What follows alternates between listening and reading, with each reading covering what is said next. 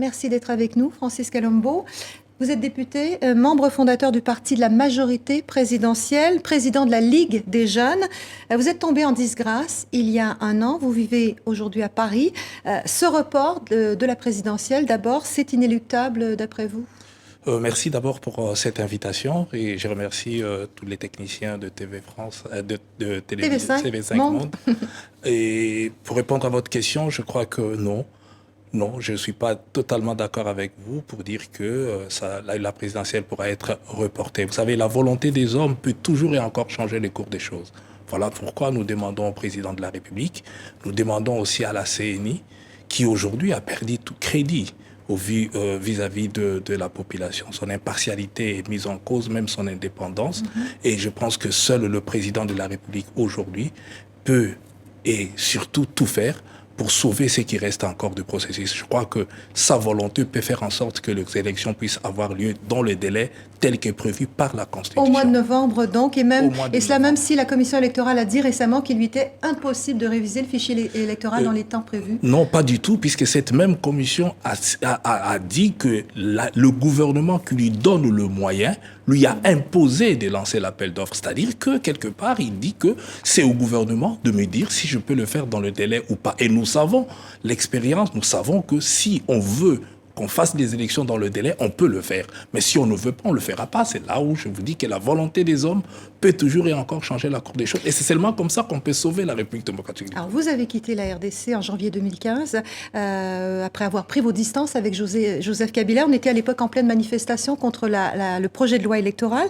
Comment est-ce qu'aujourd'hui, vous vous situez dans le débat politique congolais? J'ai pris mes distances par rapport à une loi et par rapport à quelque chose qu'on a proposé que je n'ai pas accepté. La population n'a pas accepté non plus. Preuve, il y a eu des morts, il y a eu des dégâts.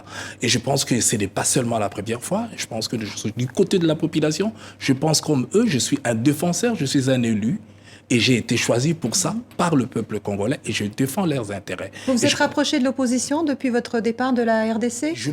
J'ai toujours été avec le peuple congolais. C'est pas que seulement. Vous étiez quand même du côté du pouvoir il y a un peu plus d'un an.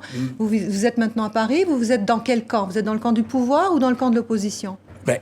Je continue à être membre fondateur et président de la Ligue des jeunes du PPRD, qui est un parti de la majorité. Mais je vous dis que malgré ça, j'ai toujours été élu dans la ville-province de Kinshasa, où les gens de la majorité ont du mal. C'est simplement parce que je suis du côté de la population et j'ai toujours été plus proche et aidé la population à trouver son compte dans le débat actuel. Je suis toujours du côté de cette population. Je défends leurs intérêts.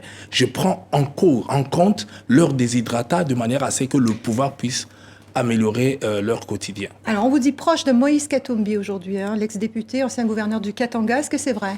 Oui, c'est vrai. J'ai toujours été proche de Moïse et je le suis. Je pense que Moïse Katumbi, c'est un homme très, très important aujourd'hui en République démocratique. Probable candidat à la présidentielle? D'ailleurs, c'est la population qui lui demande d'être candidat. Ils ont commencé avant.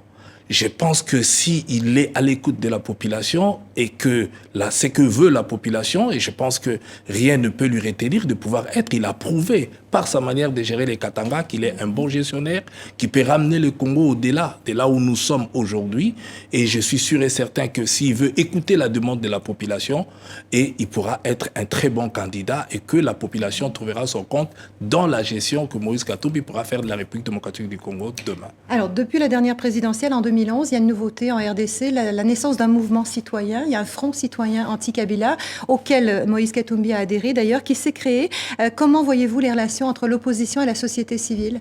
Je crois qu'il y a une très très bonne relation aujourd'hui entre l'opposition et la société civile. Ils coopèrent très bien. Je suis tout ce qui se passe entre eux. Il y a une démarche unie? Ce que je peux dire aujourd'hui, c'est que la majorité à laquelle j'appartiens aujourd'hui ne doit pas se prévaloir de la toute-puissance ou croire qu'ils resteront éternels. Il est grand temps que nous puissions être aussi à l'écoute de cette société civile qui, chaque jour, essaye de nous dire ce que nous pouvons faire pour le Congo de demain.